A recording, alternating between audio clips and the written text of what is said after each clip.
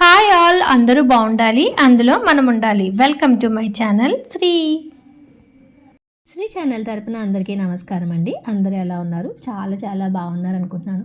ఈరోజు మన వీడియోలో పలివెలలో వేయించేసి ఉన్న ఎక్కడా లేని విధంగా కొప్పుతో ఉన్న శ్రీ ఉమా కొప్పటేశ్వర స్వామి వారి దేవస్థానాన్ని చూసేద్దాం రండి. సిద్ధాంతం నుంచి 15 కిలోమీటర్ల దూరంలో ఈ పలివెల అనే గ్రామం ఉంటుంది. ఈ గ్రామంలోనే స్వామివారు వేయించేసి ఉన్నారు. పలివెల చేరుకోవాలంటే రాజమండ్రి నుంచి 50 కిలోమీటర్ల దూరంలో, కాకినాడ నుంచి 80 కిలోమీటర్ల దూరంలో, అలాగే అమలాపురం నుంచి 25 కిలోమీటర్ల దూరంలో ఉంటుందండి.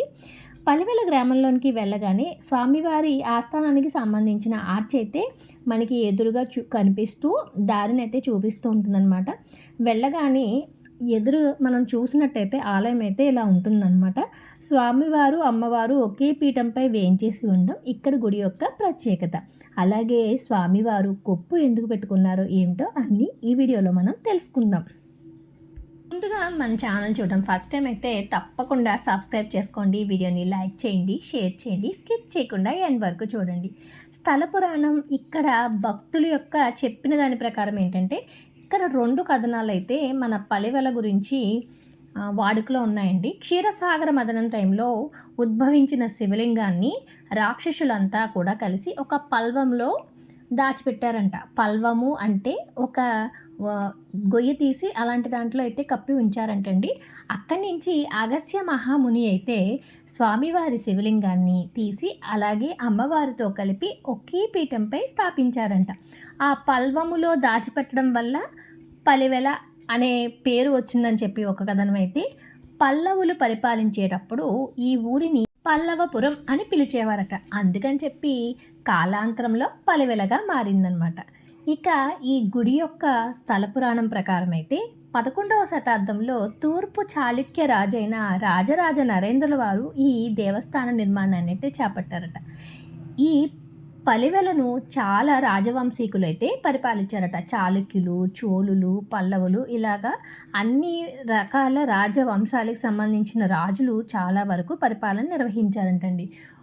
ఈ రాజవంశీకుల్లో గుడి నిర్మాణం ఒక్కొక్కరు ఒక్కొక్కసారి చేపట్టి మనకి ఇక్కడ శిలా శాసనాలు, అలాగే ఇక్కడ కళ్యాణ మండపాలపై ముద్రించబడిన శాసనాల ప్రకారంగా ఆ రాజవంశస్థులకు సంబంధించిన ఆధారాలైతే అంటే చారిత్రక ఆధారాలైతే మనకి తెలుస్తున్నాయి అనమాట అండి. 4 ఎకరాల్లో 2 ఎత్తైన రాజగోపురాల మధ్యలో ఈ గుడి నిర్మాణం అయితే జరిగిందనమాట. ఇక్కడి రాతి మండపాన్ని అంతటినీ కూడా నల్ల గ్రానైట్ రాతితో అయితే నిర్మించారంటండి. గుడి అంతా కూడా చాలా పురాతనమైందంట. ఇలాంటి పురాతనమైన దేవాలయాలని దర్శించినప్పుడు మనకి మనసుకు ఎంతో ప్రశాంతత అనిపిస్తుందన్నమాట. అప్పటి శిల్పకళా శైలి కూడా మనకు తెలుస్తుంది. ఎక్కువగా చాళుక్య కాలం నాటి శిల్పకళ అయితే ఇక్కడ ఉట్టిపడుతుందంటండి. ఇక్కడ ప్రధాన ఆకర్షణగా కొన్ని రకాల మండపాలు అయితే ఉన్నాయి. ఆ మండపాలు ఏంటంటే స్వామివారి మండపము, మంగళ మండపము, ఉయ్యాల మండపము, నిత్య ఆస్థాన మండపము, చిలుకు ద్వాదశి మండపము. ఈ మండపాల్లో స్వామివారికి సంబంధించిన కొన్ని ప్రత్యేకమైన కార్యక్రమాలు కూడా జరిగేవంటండి. ఇక స్వామివారికి కొప్పు ముందు నుంచి ఉండేది కాదంటండి. అలాగే అగస్త్య మహాముని ప్రతిష్ఠించడం వల్ల అగస్తేశ్వరము అని కూడా పిలిచేవారట. ఇక్కడ ఈ కొప్పు ఎలా వచ్చిందో దానికి సంబంధించిన స్థల పురాణం ఒకటి ఉండేది. పూర్వకాలంలో వెలినాటి పూజారి ఒకరు ఇక్కడ శివాలయంలో స్వామివారికి నిత్య కైంకర్యాలు చేస్తూ పూజా వెతకాలన్నీ చేస్తూ ఉండేవారటండి. చాలా గొప్ప భక్తుడట. కాకపోతే ఆయనకి ఒక దురలవాటు ఉండేదంట. అంతే ఏంటంటే ఆయన ఒక వేశ్యాలోలుడై ఉండేవాడట.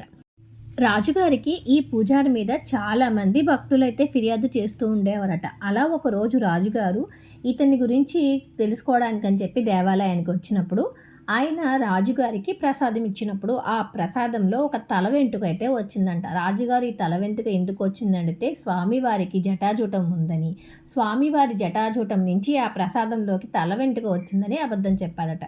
స్వామివారికి ఉన్న జటాజూటం చూపించమని అడగ్గా స్వామివారు ఈరోజు ప్రత్యేకమైన అలంకరణలో ఉన్నారు, రేపు వస్తే మీకు నేను జటాజూటం చూపిస్తానని చెప్పారట. రాజుగారు రేపు ఉదయం నేను మరలా వస్తాను, అప్పుడు స్వామివారి జటాజూటాన్ని చూపించమని చెప్పి అక్కడి నుంచి వెళ్ళిపోగా స్వామివారి కోసం రాత్రంతా కూడా అతను పశ్చాత్తాపంతో చాలా ప్రాధేయపడుతూ, "స్వామి రేపు నీకు జటాజూటం లేకపోతే నన్ను చంపేస్తారని" చెప్పి పరమశివుడిని భక్తిగా వేడుకొనగా, స్వామివారు రాజుగారు తర్వాత రోజు వచ్చేసరికి జటాజూటాన్ని అంటే కొప్పును ధరించి అయితే ఉన్నారంటండి. అప్పటినుంచి ఇక్కడ స్వామివారు కొప్పుతో మనకి దర్శనమిస్తూ ఉంటారట.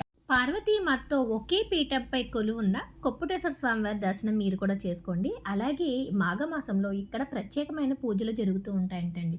శివరాత్రికైతే ఇక్కడ జరిగే కళ్యాణం, ఉత్సవం చాలా ప్రాముఖ్యంగా జరుగుతుంది. అలాగే వైభవోపేతంగా ఉంటుంది కాబట్టి చుట్టుపక్కల ప్రాంతాల నుంచి అందరూ కూడా స్వామివారి దర్శనానికైతే వస్తూ ఉంటారు. పలివెలను చేరుకోవడానికి సిద్ధాంతం వైపు నుంచి వస్తే ఫస్ట్ మేము వచ్చిన రూట్ లాగా మొత్తం మొక్కలతో చిన్న రోడ్లా ఉంటుందండి. అలా కాకుండా రాజమండ్రి నుంచి వైపే వస్తే మనం మెయిన్ రూట్‌లోంచి వస్తామనమాట. అలా మెయిన్ రూట్‌లోంచి వచ్చేటప్పుడు మనకి మెయిన్ రోడ్‌లో స్వామివారి ఆర్చ్ కూడా పెద్దగా కనిపిస్తూ ఉంటుందనమాట. ఆ ఆర్చ్‌ని చూసైతే మనం ఈ గుడికి చాలా సులభంగా అయితే చేరుకోవచ్చండి.